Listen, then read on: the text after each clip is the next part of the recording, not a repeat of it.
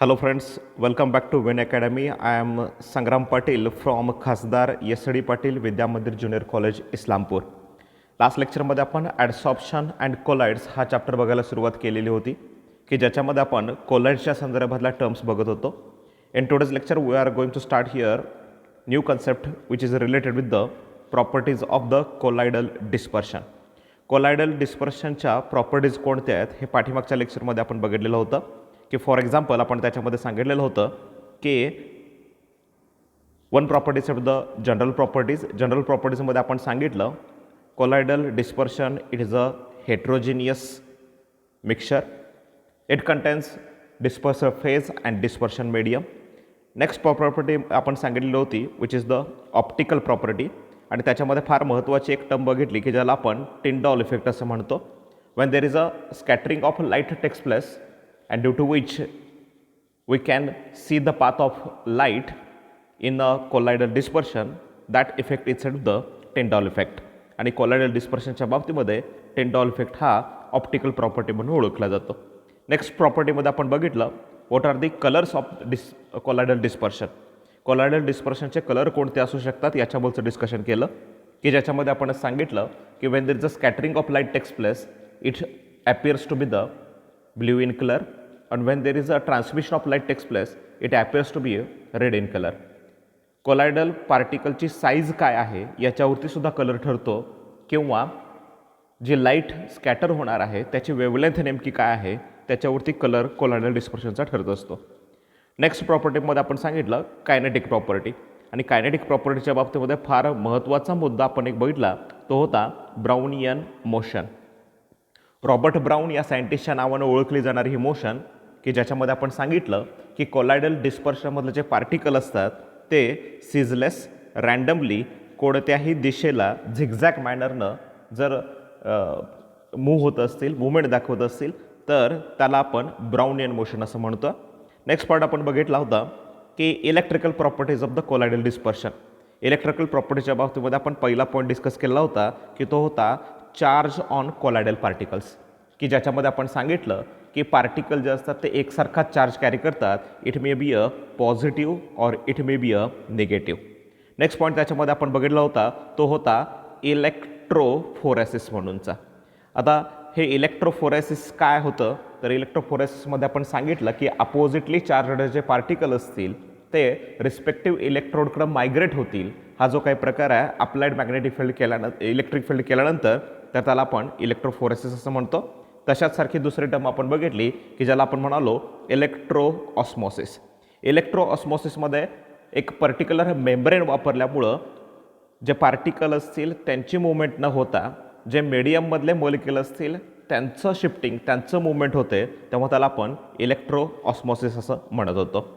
याच्यानंतर आजच्या लेक्चरला आपण स्टार्ट करतोय की जो असणार आहे कोलायडल डिस्पर्शनमधला एक महत्त्वाची प्रॉपर्टी असलेला भाग तो असणार आहे कोॲग्युलेशन.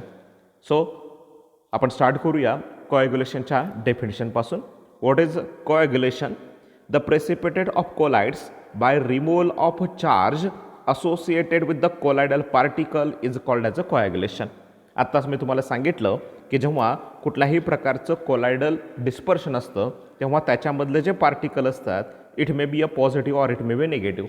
एका कोलायडल डिस्पर्शनमधले सगळे पार्टिकल एकसारखा चार्ज कॅरी करतात आणि हा जो चार्ज आहे तो चार्ज जर आपण रिमूव्ह करू शकलो कुणाचा तर कोलायडल पार्टिकलला असोसिएट असलेला तर तिथं प्रेसिपिटेट तयार होतो आणि ह्या प्रोसेसला कोॲग्युलेशन असं म्हटलं जातं. So what is the definition? Me repeat करतो आहे. द प्रेसिपिटेट ऑफ कोलाइड्स जे असतील त्याचं काय घडणार आहे? प्रेसिपिटेशन घडणार आहे. कसं तर by removal of charge associated with the colloidal particle.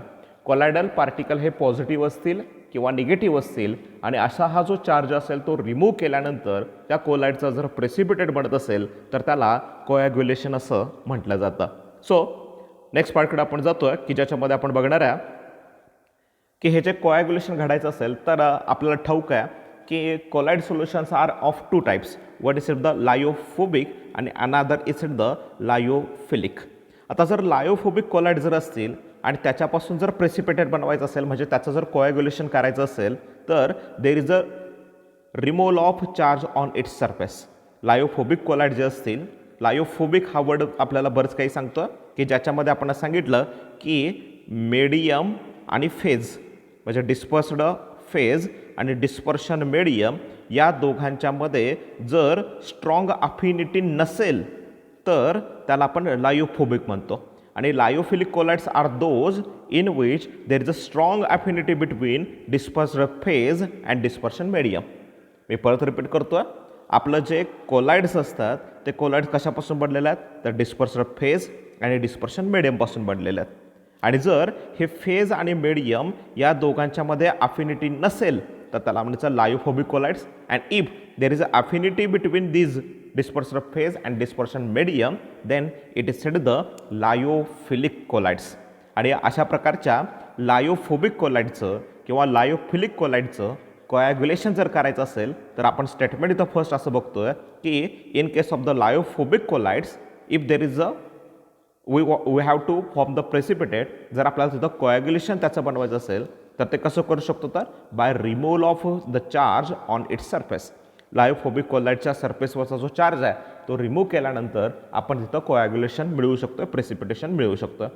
If there is a lyophilic colloids, जर लायोफिलिक कोलाइड असेल there is a layer of medium around the particles. आताच मी म्हणालो की कोलाइड जे असतं ते कोणापासून बनलेलं आहे तर एक असणार आहे डिस्पर्स्ड फेज आणि दुसरं असणार आहे डिस्पर्शन मीडियम.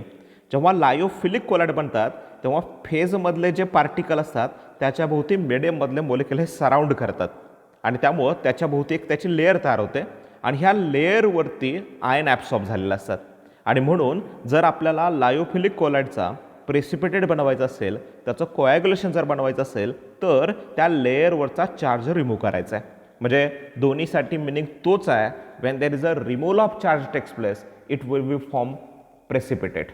जर आपण चार्ज रिमूव्ह करू शकलो तर त्याला आपण प्रेसिपिटेट त्याच्यापासूनचा बनवू शकतो आणि या प्रोसेसला आपण कोॲग्युलेशन असं म्हणणार आहे.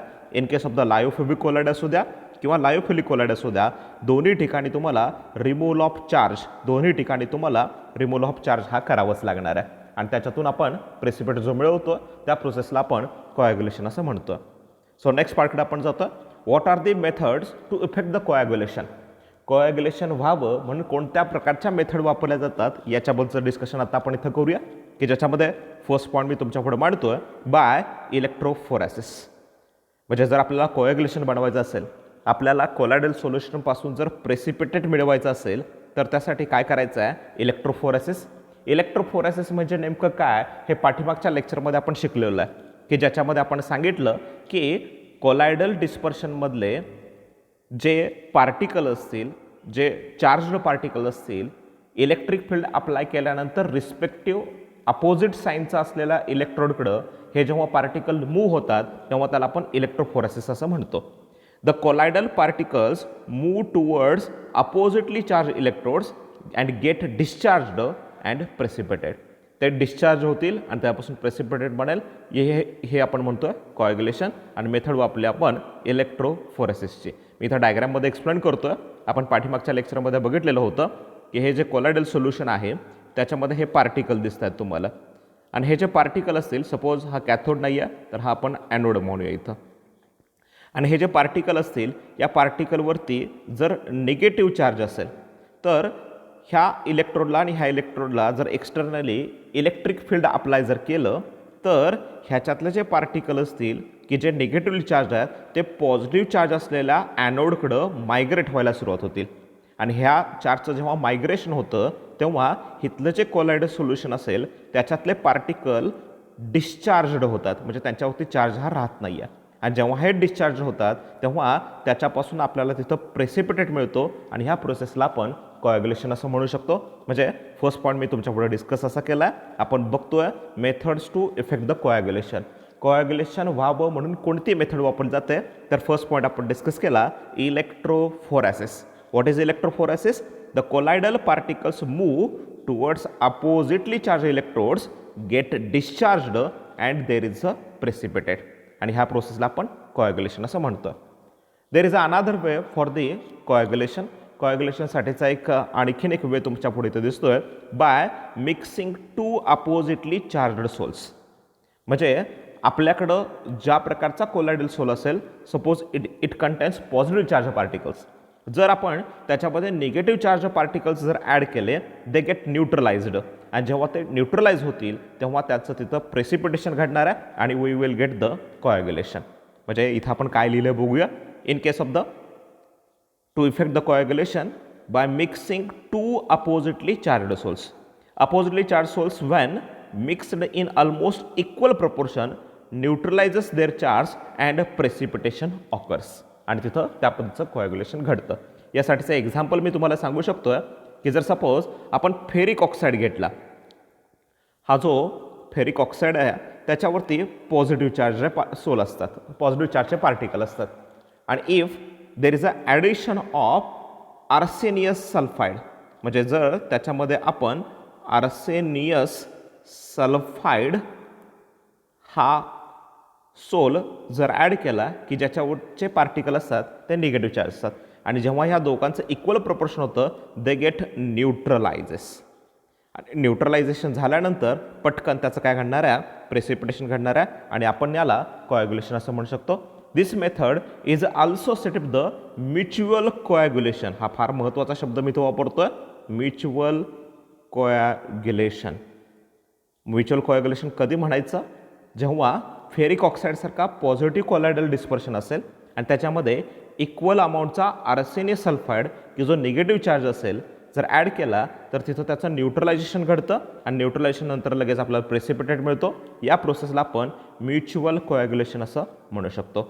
तर तुम्हाला ही म्युच्युअल कोॲग्युलेशन टर्म लक्षात आलेली असावी की ज्याच्यामध्ये सांगितलं पॉझिटिव्ह चार्ज जर कोलायडल डिस्पर्शन असेल तर तेवढ्याच अमाऊंटचं निगेटिव्ह चार्ज कोलायडल डिस्पर्शन ॲड केलं तर इट बिकम न्यूट्रल, आणि हे जेव्हा न्यूट्रल बनणार आहे तेव्हा त्याच्यापासून आपल्याला प्रेसिपिटेट मिळणार आहे, and it is the method for the coagulation. Coagulation मिळवण्यासाठीची एक मेथड सांगितली जाते. आपण दोन मेथड सांगितल्या. फर्स्ट मेथड होती इलेक्ट्रोफोरेसिस, आणि दुसरी सांगतोय by mixing two oppositely charged sols. Oppositely charge सोल्सला एकमेकांच्यामध्ये मिक्स करून आपण हा कोॲग्युलेशन मिळू शकतं. So what is the next part. Next पार्टमध्ये आपण बघू शकता की जर आपल्याला कोॲग्युलेशन मिळवायचं असेल तर आणखीन एक मेथड आहे which is the by boiling. When a sol is boiled, जेव्हा सोलला आपण बॉईल करतोय the adsorbed layer is disturbed as a result of increased collision with the molecules in the dispersion medium. जेव्हा सपोज हे colloidal dispersion आहे आणि ह्या कोलायडल डिस्पर्शनमध्ये कोण आहे तर डिस्पर्स्ड फेजमधले पार्टिकल आणि डिस्पर्शन मीडियम, ह्या दोन्हीपासून हे कोलायडल सोल्युशन बनलेलं आहे. आता जेव्हा याला बॉईल केलं जातं तेव्हा ह्या मीडियम हे जे पार्टिकल आहेत त्याच्यावरची जी ॲडसॉर्ब लेअर असेल ती डिस्टर्ब होईल, आणि त्यामुळं त्यांच्या बाबतीमध्ये देर is a increase in collision with the molecule, आणि ह्यांचं जे कोलिजन आहे ते मीडियममधल्या मोलेक्युलसोबत मोठ्या प्रमाणात व्हायला लागेल. This reduces the charges on its particle and subsequently settling down as a precipitate. मी पुन्हा एकदा रिपीट करतो की आपल्याला कोॲग्युलेशन बनवायचं आहे, त्यासाठी प्रेसिपिटेट बनवायचं आहे, आणि हा प्रेसिपिटेट बनवायचा असेल तर मेथड सांगतो आपण बाय बॉइलिंग. कोलायडल सोल्युशन जे असतं त्याच्यामध्ये पार्टिकल जे असतात त्या पार्टिकलवरती एक ॲडसॉर्ब केलेली लेअर असते, आणि जेव्हा आपण त्याला बॉईल करणार आहे तेव्हा ती डिस्टर्ब होते, आणि त्याचं कोलिजन हे कोलायडल मीडियममधल्या डिस्पर्शन मीडियममधल्या मोलेक्युलसोबत व्हावं लागतं, आणि त्यामुळं there is a reduction of charges takes place. जे पार्टिकल असेल त्यांच्यावरचा चार्ज कमी व्हायला सुरुवात होते, and subsequently it undergoes settling down. तिथं त्याचं सेटलिंग डाऊन होतं आणि प्रेसिपिटेट तयार होतो, आणि त्या मेथडला आपण कोॲग्युलेशन असं म्हणू शकतो. मी रिपीट करतो आहे, आपण बघतो आहे कोॲग्युलेशनसाठीची मेथड बाय बॉइलिंग. यासाठी आपण सांगितलं की आपण जो सोल असेल त्याला बॉईल केलं, जो सोल असेल त्याच्यातल्या पार्टिकलवरती एक ॲडसॉर्ब्ड लेअर असते, ती बॉईल केल्यानंतर डिस्टर्ब होते, त्यामुळं त्याचं कोलिजन वाढतं कुणासोबत, मोलेक्युलसोबत, आणि ते मोलेक्युल कुणाचे असतात तर डिस्पर्शन मीडियमचे. मग ह्या पार्टिकल की ज्याची लेअर डिस्टर्ब झालेली आहे त्याचं कोलिजन सुरू होतं मोलेक्युलसोबत डिस्पर्शन मीडियममधल्या, आणि त्यामुळं this reduces the charge on the particle and subsequently settling down as a precipitate. आणि त्यांचे चार्ज आहे तो कमी व्हायला सुरुवात होते, आणि त्याचा परिणाम म्हणून तिथं प्रेसिपिटेट तयार व्हायला सुरुवात होईल, ज्याला आपण कोॲग्युलेशन असं म्हणू शकतो. सो आपण 3 मेथड सांगितल्या. फर्स्ट मेथड बाय इलेक्ट्रोफोरेसिस की ज्याच्यामध्ये अपोजिटली चार्जच्या इलेक्ट्रोडकडं पार्टिकल शिफ्ट होतील, डिस्चार्ज होतील आणि प्रेसिपिटेट घडेल. दुसऱ्या मेथडमध्ये आपण सांगितलं mixing of 2 oppositely charge sols की ज्याच्यामध्ये इक्वल प्रपोर्शनमध्ये 2 पॉझिटिव्ह आणि निगेटिव्ह अशा प्रकारचे 2 सोल जर मिक्स केले तर ते न्यूट्रलाइज होतात आणि प्रेसिपिटेट तयार होतं. थर्ड मेथड आपण आत्ता डिस्कस केली बाय बॉइलिंग. जेव्हा बॉईल केलं जातं तेव्हा पार्टिकलवरची जी लेअर असेल ती डिस्टर्ब होते, त्याचं कोलिजन डिस्पर्शन मिडियममधल्या मोलिक्युलसोबत वाढायला सुरुवात होते, त्याच्यामुळं चार्ज रिड्यूस होतो आणि तिथं प्रेसिपिटेट सेटल डाऊन व्हायला सुरुवात होते. नेक्स्ट मेथड आपल्याला इथं दिलेली आहे बाय परसिस्टंट डायलिसिस. आता डायलिसिस म्हणजे काय याच्याबद्दलचं डिस्कशन आपण पाठीमागं केलेलं आहे की ज्याच्यामध्ये आपण सांगितलं की एक मेम्ब्रेन असलेली बॅग घेतली की ज्याच्यामध्ये कोलायडल डिस्पर्शन घेतलं आणि ही जी बॅग आहे ती सस्पेंड केली आपण एका व्हेसलमध्ये. त्याच्याबद्दलचे डायग्राम वगैरे आपण पुढे बघूयाच की याच्यामध्ये काय सांगितलं बघूया. By persistent dialysis on prolonged dialysis म्हणजे जास्त वेळचं डायलिसिस केल्यानंतर trace of the electrolyte present in the sol are removed almost completely. म्हणजे एखाद्या कोलायडल डिस्पर्शनमधले जे इलेक्ट्रोलाइट असतील अगदी जे ट्रेस असतील म्हणजे फार कमी प्रमाणात जरी असतील तर ते रिमूव्ह केले जातात आणि त्यामुळं ते कोलायडल डिस्पर्शन अनस्टेबल बनतं अँड फायनली प्रेसिपिटेट आणि त्याचा पटकन प्रेसिपिटेट बनतो आणि त्या प्रेसिपिटेटच्या फॉर्मेशनला आपण कोॲग्युलेशन असं म्हणू शकतो. काय करतो आपण डायलिसिसमध्ये तर मी आत्ताच तुम्हाला बोललो की ही अशा प्रकारची एक बॅग आहे की ज्याला एक मेम्ब्रेन आहे आणि ह्याच्यामध्ये आपण कोण घेतलेला आहे तर ह्याच्यामध्ये आपण घेतलेला आहे आपला कोलायडल डिस्पर्शन आणि हे जे कोलायडल डिस्पर्शन आहे त्याच्यामध्ये डिझॉल्व्ड इलेक्ट्रोलाइट असेल. खरं तर इलेक्ट्रोलाइट हे त्या कोलायडल डिस्पर्शनला स्टॅबिलिटी देण्याचं काम करतात आणि म्हणून ते कमी प्रमाणात का होईना याच्यामध्ये असणं गरजेचं असतं. ते जास्त असणं पण उपयोगाचं नाही आहे आणि नसणं पण उपयोगाचं नाही आहे, पण ते ट्रेस अमाऊंटमध्ये जर असतील तर ह्या कोलायडल डिस्पर्शनला ते काय देतात तर स्टॅबिलिटी देतात. But in case of the dialysis जर याच्यामध्ये डिझॉल्व्ह इलेक्ट्रोलाइट असेल कुणामध्ये डिस्पर्स्ड हे जे कोलायडल डिस्पर्शन असेल त्याच्यामध्ये जर डिझॉल्व्ह इलेक्ट्रोलाइट असेल आणि तो अगदी कमी असेल ट्रेस अमाऊंटमध्ये असेल तर डायलिसिसमध्ये काय करतो आपण ही जी बॅग आहे ती वॉटरमध्ये सस्पेंड केली आहे आणि इथून वॉटरचा जो फ्लो आपण दाखवला आहे तो वॉटर काय करतो तर ह्याच्यातले जे इलेक्ट्रोलाइट असतील किंवा ज्या इम्प्युरिटी असतील त्या स्वतःसोबत घेतो आणि ह्या आउटलेटमधून असा बाहेर पडतो. म्हणजे याच्यामध्ये जेवढं काही इलेक्ट्रोलाइट होतं ते सगळं या वॉटरच्या सोबत बाहेर निघालं आणि त्यामुळं काय झालं तर हे जे कोलायडल डिस्पर्शन असेल ते अनस्टेबल बनलं. मग असे मी तुम्हाला असं सांगितलेलं होतं की कोलायडल डिस्पर्शन जर स्टेबल बनवायचं असेल तर त्याच्यामध्ये काही प्रमाणात इलेक्ट्रोलाइट असणं गरजेचं असतं. पण हा ट्रेस अमाऊंट ऑफ इलेक्ट्रोलाइटसुद्धा वॉटरच्या साह्यानं डायलिसिसच्या माध्यमातून जर आपण रिमूव्ह केला तर मात्र हे जे कोलायडल डिस्पर्शन आहे ते अनस्टेबल बनतं आणि अनस्टेबल बनल्यानंतर त्याच्यापासून प्रेसिपिटेट बनतो आणि याला आपण कोॲग्युलेशन असं म्हणतोय. इथं मी पुन्हा एकदा रिपीट करतोय. ऑन प्रोलॉंग्ड डायलिसिस जास्त वेळ डायलिसिस केल्यानंतर ट्रेस ऑफ द इलेक्ट्रोलाइट कमी प्रमाणामध्ये असलेले electrolyte present in the sol are removed almost completely. खरं तर कमी प्रमाणात इलेक्ट्रोलाइट हा स्टॅबिलिटीसाठी आवश्यक असतो पण तो सुद्धा परसिस्टंट डायलिसिस केल्यानंतर पूर्णपणे रिमूव्ह होतो. The colloids then become unstable and finally precipitated and this is the method for the coagulation. कोॲग्युलेशनसाठीची ही एक मेथड सांगितली जाते. नेक्स्ट पार्टकडे आपण जातोय की ज्याच्यामध्ये आपण बघतोय बाय ॲडिशन ऑफ इलेक्ट्रोलाइट. आत्ता सांगितलं इलेक्ट्रोलाइट पूर्ण रिमूव्ह केला तर काय घडतं प्रेसिपिटेट घडतं. तशाच पद्धतीनं when excess of electrolyte is added जर आपण एक्सेसमध्ये इलेक्ट्रोलाइट त्याच्यामध्ये ॲड केला तर कोलायडल पार्टिकल गेट प्रेसिपिटेड. म्हणजे बघा पूर्ण इलेक्ट्रोलाइट रिमूव्ह केल्यानंतर सुद्धा काय होणार आहे कोॲग्युलेशन होणार आहे आणि एक्सेस ऑफ इलेक्ट्रोलाइट ॲड केल्यानंतर सुद्धा तिथं कोलायडल पार्टिकलचा प्रेसिपिटेट बनणार आहे म्हणजे त्याचं कोॲग्युलेशन घडणार आहे. So all these methods are for the coagulation. मी रिपीट करतोय कोणत्या कोणत्या मेथड आपण आता सांगितल्या तर त्याच्यामध्ये फर्स्ट मेथड सांगितली आपण बाय इलेक्ट्रोफोरेसिस की ज्याच्यामध्ये अपोजिट चार्जच्या इलेक्ट्रोड पार्टिकल जातील डिस्चार्ज बनतील आणि त्याचा प्रेसिपिटेट बनेल.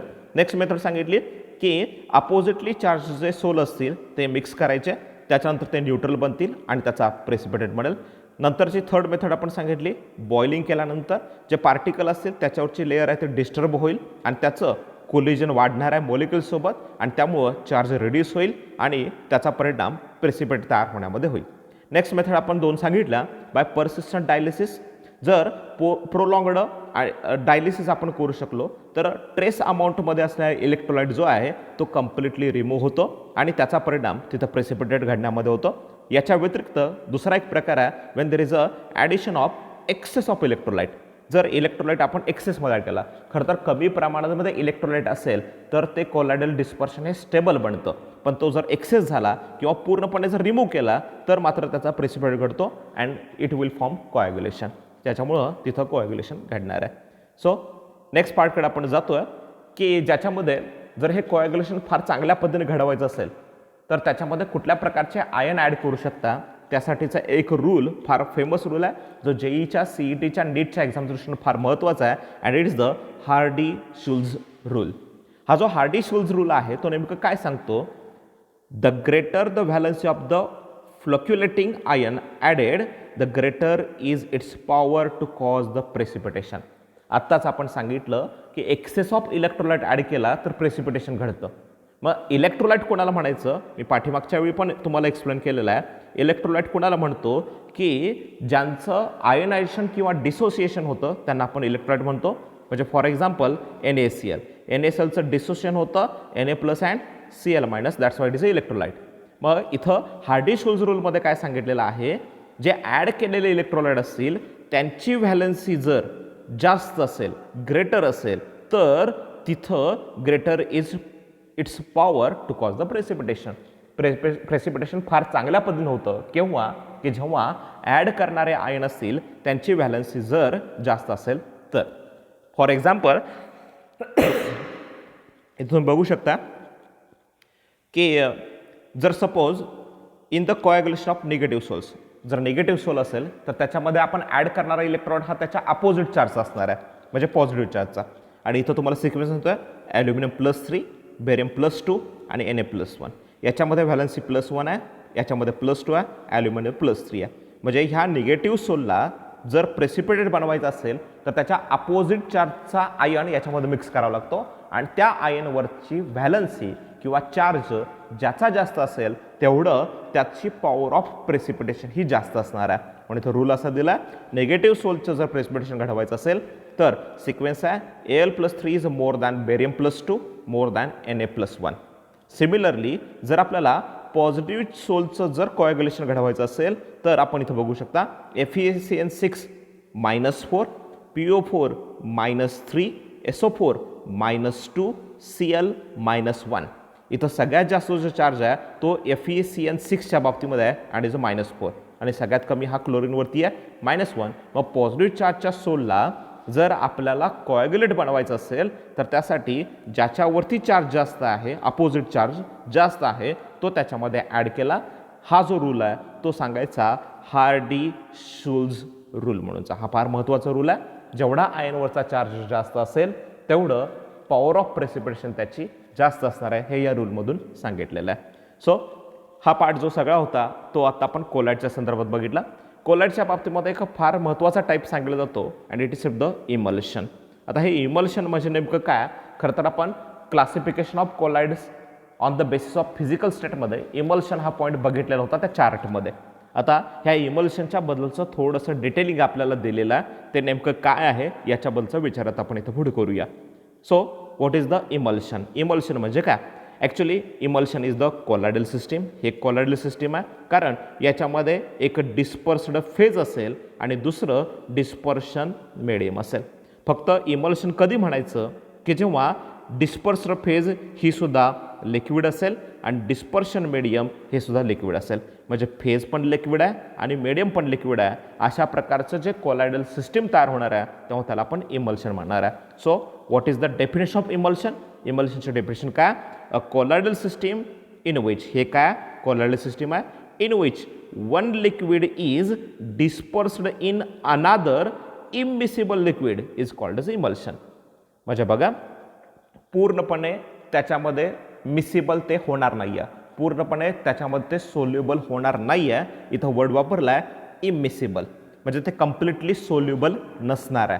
म्हणून इथं डेफिनेशनमध्ये सांगितलेलं आहे it is a colloidal system in which one liquid is dispersed, म्हणजे हे झाले डिस्पर्स्ड फेज. आणि डिस्पर्शन मिडियम कुठला आहे, तर डिस्पर्शन मिडियम सुद्धा लिक्विडच आहे. म्हणून इथं आपण डेफिनेशन अशी देतोय, a colloidal system in which one liquid is dispersed in another immiscible liquid is called as a emulsion. मग याच्यामध्ये डिस्पर्स्ड फेज कोणती सांगतो आपण, लिक्विड. आणि मीडियम कोणतं सांगतो, liquid. Both are completely or partially immiscible. हे अजिबात एकमेकांच्या मध्ये मिसिबल असता कामा नये. एकतरी ते कम्प्लिटली इमिसिबल असायला पाहिजेत किंवा पार्शियली ते इमिसिबल असायला पाहिजेत. म्हणजे ते कम्प्लिटली मिसिबल असायला नको आहेत, तेव्हाच ते तयार होतो इमल्शन. सो पुन्हा एकदा मी रिपीट करतो, definition of the emulsion. It is a colloidal system. He colloidal system आहे इन विच वन लिक्विड, एक लिक्विड आहे, is dispersed in another immiscible liquid. दुसऱ्या इमिसिबल लिक्विडमध्ये जेव्हा हे मिक्स होणार आहे तेव्हा त्याच्यावेळी जी कोलॉइडल सिस्टीम तयार होते त्याला इमल्शन म्हणतो. फेज पण लिक्विड, मिडियम पण लिक्विड आणि दोन्ही पण एकमेकांमध्ये कम्प्लिटली किंवा पार्शियली इमिसिबल असतील तर तेव्हा त्याला आपण इमल्शन असं म्हणणार आहे. सो नेक्स्ट पार्टकडे जातो आपण. There are two types of emulsion. इमल्शनचे दोन प्रकार आहेत. त्याच्यामध्ये फर्स्ट सांगतो आपण ऑइल इन वॉटर, इथं दिसतं तुम्हाला ऑइल इन वॉटर. आणि सेकंड असणार आहे water in oil, water in oil. जेव्हा ऑइल इन वॉटर असणार आहे तेव्हा ऑब्व्हियसली मिडियम हे वॉटर असणार आहे. ऑइल इन वॉटर म्हणतोय म्हणून मिडियम हे वॉटर आणि याच्यातली डिस्पर्सिव्ह फेज जी असणार आहे ती ऑइल असणार आहे. Oil in water. एक्झाम्पल याच्या डोक्यात ठेवायचे आहेत. मिल्क, व्हॅनिशिंग क्रीम, पेंट हे जे एक्झाम्पल असतील ते ऑइल इन वॉटरच्या इमल्शनचे असतील. हे जे एक्झाम्पल आहेत ते माहिती असू द्या. मिल्क, व्हॅनिशिंग क्रीम आणि paint, all these are set the oil in water types of emulsion. Next part इथं दिसतो आपल्याला water in oil. Water in oil म्हणजे मीडियम जे जास्त असेल ते ऑब्व्हियसली ऑइल असणार आहे आणि त्याच्यामध्ये जे काही असेल फेज, डिस्पर्स्ड फेज जी असेल ती असणार आहे वॉटरची. याचे एक्झाम्पल लक्षात ठेवायचे आहेत. Cod liver oil, butter, cream. हे जे दोन्ही प्रकार आहेत oil in water, water in oil, they are examples of emulsion. हे सगळे एक्झाम्पल कशाचे सांगतोय आपण, इमल्शनचे सांगतोय. आणि त्याच्यामध्ये एक ऑइल इन वॉटर आणि दुसरा आहे वॉटर इन ऑइल. या दोघांच्या मध्ये डिफरन्शिएट करणारे काही पॉईंट इथं दिलेले आहेत. बघा इथं काय दिलं आहे, oil is a dispersive phase and water is a dispersion medium. इथं water is dispersive phase and oil is a dispersion medium. हा पॉईंट आपण आता डेफिनेशनमध्येच बघितलेला होता. नेक्स्ट पार्टकडे आपण याच्यातले डिफरन्शिएट करणारे जे पॉईंट आहेत त्याच्याबद्दल आपण विचार करतो. जर ऑइल इन वॉटरमध्ये म्हणजे वॉटर हे काय असणार आहे तर मीडियम असणार आहे आणि ऑइल काय असणार आहे तर फेज असणार आहे. If water is added it will B miscible with the emulsion. बघा जर डिस्पर्शन मीडियम हे वॉटर असेल आणि त्याच्यामध्ये वॉटर ॲड केलं तर ते त्याच्यामध्ये मिसिबल आहे म्हणजे कम्प्लिटली सोल्युबल आहे. मग तसाच जर आपण इथे विचार केला, if oil is added it will B miscible with the medium because dispersion medium जे असेल ते काय असणार आहे ऑइल असेल आणि त्याच्यामध्ये जर ऑइल ॲड केलं तर त्याच्यामध्ये काय होणार आहे मिसिबल. मी पुन्हा रिपीट करतो, oil in water, water in oil. Oil in वॉटरमध्ये मीडियम कोण आहे वॉटर, वॉटर इन ऑइलमध्ये मीडियम कोण आहे ऑइल आहे. मग जर वॉटर ॲड केलं याच्यामध्ये तर ते त्याच्यामध्ये मिसिबल आहे आणि ह्याच्यामध्ये जर ऑइल ॲड केलं तर ते त्याच्यामध्ये मिसिबल आहे. जर suppose an addition of small amount of an electrolyte, इथं दिसतो मुद्दा, if there is an addition of small amount of an electrolyte makes the emulsion conducting. म्हणजे याच्यातून इलेक्ट्रिसिटी कंडक्ट होऊ शकते कधी जर स्मॉल अमाऊंट ऑफ इलेक्ट्रोलाइट केला तर. But addition of small amount of electrolyte has no effect on conducting power. ह्या पॉईंटमध्ये ह्या टाईपमध्ये आपण सांगतोय तिथं कंडक्टिंग पॉवर होणार नाही आहे जरी आपण त्याच्यामध्ये स्मॉल अमाऊंट ऑफ इलेक्ट्रोलाइट केला तर. आणि इथं मात्र स्मॉल अमाऊंट ऑफ इलेक्ट्रोलाइट जरी ॲड केला तर तिथं कंडक्शन होऊ शकतं, त्याच्यातूनची इलेक्ट्रिसिटी पास होऊ शकते. नेक्स्ट पार्टकडे जाऊ आपण. ऑइल इन वॉटरमध्ये फोर्थ आणि फिफ्थ पॉईंट काय दिले आहेत बघा. ऑइल इन वॉटर म्हणजे इथं वॉटर हे मीडियम आहे. Water is a continuous phase म्हणजे जे मीडियम असतं ते कंटिन्युअस फेज असतं. Oil is a continuous phase, इथं ऑइल हे कंटिन्युअस फेज असणार आहे. इथं ऑइल इन वॉटरमध्ये फिफ्थ पॉईंट दिला आहे, basic metal sulphates, water, soluble alkali, metal soaps are used as a emulsifier. हे इमल्शन करण्यासाठी म्हणजे इथं कोण असणार आहे वॉटर असणार आहे मीडियम आणि त्या वॉटरमध्ये काय ॲड होऊ शकता metal sulphates, alkali, metal soap, they are used as a emulsifiers. आणि जर वॉटर इन ऑइलमध्ये असेल तर water in soluble soaps such as a those of zinc, aluminium, iron, alkaline earth metal are used as a emulsifier. याचं emulsion तयार करण्यासाठी हे त्याच्यामध्ये आपण ॲड करू शकतो. So all these are terms related with the types of emulsion, oil in water and water in oil, असे 2 type आपण इथं बघितलेलं होतं. आता नेक्स्ट पॉईंटकडे आपण जातो. What are the properties of emulsion.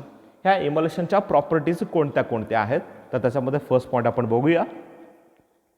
Emulsion can be diluted with any amount of the dispersion medium. बघा आत्ताच आपण सांगितलं की आपण एक्झाम्पल बघितलं ऑइल इन वॉटरचं, आणि मिडियम वॉटर असेल तर याच्यामध्ये जर आपण वॉटर ॲड केलं तर ते त्याच्यामध्ये मिसिबल आहे.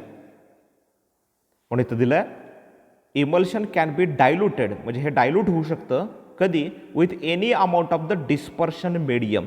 मीडियम काय, वॉटर आहे, ॲड काय केला, वॉटर, म्हणजे हे वॉटर मीडियम असताना त्याच्यामध्ये वॉटर ॲड केलं तर ते डायल्यूट बनू शकतं. किंवा आपण एक्झाम्पल घेऊया वॉटर इन ऑइलचं. याच्यामध्ये जर मी ऑइलच ॲड केलं तर ते मिसिबल होणार आहे आणि नंतर ते डायल्यूट होणार आहे. म्हणजे याचा अर्थ असा की emulsion can be diluted with any amount of dispersion medium. Dispersion मीडियमचं कितीही प्रमाण तुम्ही त्याच्यामध्ये ॲड केलं तर ते काय होणार आहे, डायल्यूट होणार आहे. पण on the other hand the dispersed liquid when mixed, बघा जर फेजमधले पार्टिकल त्याच्यामध्ये ॲड केले it forms a separate layer. म्हणजे सपोज एक्झाम्पल घेऊया आपण oil in water. Oil in वॉटरमध्ये जर वॉटर ॲड केलं तर ते काय होणार आहे, डायल्यूट होणार आहे. पण याच्यामध्ये जर मी ऑइल ॲड केलं तर त्याच्या 2 सेपरेट लेअर होणार आहेत. म्हणजे वॉटरची एक लेअर वेगळी होणार आहे आणि ऑइल ॲड केल्यानंतर ऑइलची एक लेअर वेगळी होणार आहे. पण जर वॉटरमध्ये ह्या डिस्पर्शन मीडियममध्ये वॉटर ॲड जर केलं तर मात्र ते डायल्यूट बनणार आहे. आणि जर फेज ॲड केली म्हणजे ऑइल ॲड केलं तर त्यावेळी ते काय होणार आहे, देर आर सेपरेट 2 लेयर्स तयार होणार आहेत. सो नेक्स्ट प्रॉपर्टीजकडे आपण जातो. The droplets in emulsions are often negatively charge and can be precipitated by electrolyte. Emulsion जे असतात त्याच्यातले जे ड्रॉपलेट असतात ते वरचेवर ऑफनली निगेटिव्हली चार्ज असतात. शक्यतो ते काय असतात, निगेटिव्ह चार्ज असतात आणि ते प्रेसिपिटेट आपण बनवू शकतो काय, बाय युझिंग इलेक्ट्रोलायसिस. नेक्स्ट पॉईंटकडे आपण जातो की ज्याच्यामध्ये प्रॉपर्टीजमध्ये आपण नेक्स्ट पॉईंट बघतोय. Emulsion shows Brownian movement and Tyndall effect. Emulsion जे असतात ते कोलाइडचंच एक्झाम्पल आहे, कोलाइडचंच टाईप आहे, म्हणून त्याच्यामध्ये ब्राउनेड मुवमेंट पण असणार आहे आणि टिंडॉल इफेक्ट पण असणार आहे. ब्राउनेड मुवमेंटमध्ये सांगतो आपण पार्टिकल जे असतात ते सिझलेस रँडमली झिगझॅग मॅनरनं कुठेही कसेही फिरायला लागतात, तेव्हा त्याला आपण ब्राउनियन मुवमेंट असं म्हणतो. इमल्शन हे कोलायडल डिस्पर्शनचं एक्झाम्पल असल्यामुळं ते ब्राउनियन मुवमेंट दाखवतील. They also shows the Tyndall effect when there is a scattering of light takes place due to the पार्टिकलमुळे जर स्कॅटरिंग ऑफ लाईट झालं आणि त्या लाईटचा पाथ आपल्याला विजिबल झाला तर त्याला आपण टिंडॉल इफेक्ट म्हणतो. कोलायडल सोल्युशन जे असतात, डिस्पर्शन जे असतात ते टिंडॉल इफेक्ट दाखवतात. इमल्शन हे कोलाइडचंच एक एक्झाम्पल असल्यामुळं it shows Brownian movement as well as a Tyndall effect. Next point आपण बघतो इथं की the 2 liquids in emulsions can be separated by heating, freezing or centrifuging. जर इमल्शनमधले 2 जे लिक्विड असतील ते सेपरेट करायचे असतील तर आपण कुठल्या प्रोसेस वापरू शकता, त्यांना आपण हीट करू शकता, फ्रीज करू शकता किंवा त्यांना सेंट्रिफ्यूज करू शकता. या 3 मेथडचा वापर करून आपण त्यांना सेपरेट करू शकतो. लास्ट पॉईंटकडे आपण जातो ह्या चॅप्टरच्या. What are the applications of colloids. कोलाइड्सचे ॲप्लिकेशन नेमके कुठं आहेत, कसे आहेत याच्याबद्दलचा विचार. आणि त्याच्यामध्ये फर्स्ट पॉईंट दिला आहे इलेक्ट्रिकल प्रेसिपिटेशन ऑफ स्मोक. इंडस्ट्रीमधून मोठ्या प्रमाणात जो स्मोक बाहेर पडतो त्याचं जर प्रेसिपिटेशन आपण जर करू शकलो तर एअर पोल्युशनचं पर्सेंटेज, एअर पोल्युशन हा प्रकार आहे तो आपण टाळू शकतो. मग एअर पोल्युशन कमी व्हावं यासाठी इलेक्ट्रिकल प्रेसिपिटेशन ऑफ स्मोक हा मुद्दा काय दिला आपण बघूया की ज्याच्यामध्ये आपण ह्या कोलाइडचं ॲप्लिकेशन बघणार आहे. Smoke is a colloidal solution. Smoke हे आपल्याला कोलायडल सोल्युशनचं एक्झाम्पल माहिती आहे की ज्याच्यामध्ये सॉलिड पार्टिकल जे असतात ते डिस्पर्स्ड फेज म्हणून आपण सांगतो आणि मीडियम हे एअर असणार आहे. मग हे पार्टिकल काय असू शकतात, कार्बन, आर्सेनिक, डस्ट एटसेट्रा, आणि एअर हे त्याच्यासाठीचं मीडियम असणार आहे. That's why it is a colloidal solution. आता याच्यामध्ये काय झालं, when smoke is allowed to pass through a chamber containing plates having charged. जेव्हा हा जो स्मोक आहे तो अशा चेंबरमधून पास करायचा की ज्याच्यामध्ये काही प्लेट असतील की ज्या चार्जड असतील, मग त्या पॉझिटिव्ह असतील किंवा निगेटिव्ह. आपल्याला सगळ्यांना माहिती आहे की कोलायडल सोल्युशनमधले जे पार्टिकल असतात त्यांच्यावरती कुठल्याही प्रकारचा चार्ज असतो. It may B positive or it may be a negative.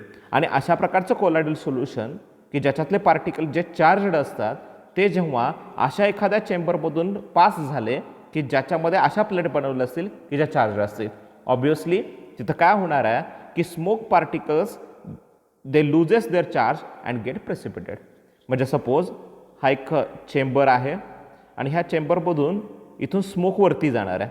आता स्मोकमधले जे पार्टिकल आहेत त्यांच्यावरती जर निगेटिव्ह चार्ज असेल आणि इथं जर प्लेट आपण अशा बसवल्या की ज्या सगळ्या पॉझिटिव्ह चार्ज असतील, तर हा स्मोक इथून पास होत असताना ह्या पार्टिकलचा जो चार्ज आहे तिथं लूज होणार आहे आणि चार्ज लूज झाल्यानंतर तिथं प्रेसिपिटेशन घडतं. हे आपण इलेक्ट्रोफोरेसिसमध्ये बघितलेलं होतं कोॲग्युलेशनच्या मेथडमध्ये. मग तीच टेक्निक इथं वापरून आपण काय करू शकतो तर एअर पोल्युशन हे टाळू शकतो. इथं the particles settle down on the flowers of the chamber, the precipitator is called Cottrell precipitator.